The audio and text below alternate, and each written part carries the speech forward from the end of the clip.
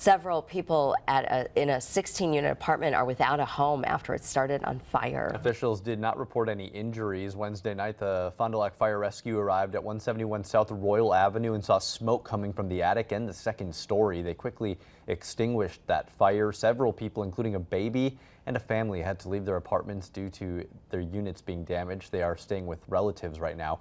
Everyone else living in the building was allowed to return. The cause of that fire is being investigated, but officials believe it could have started from a stove being left on. The first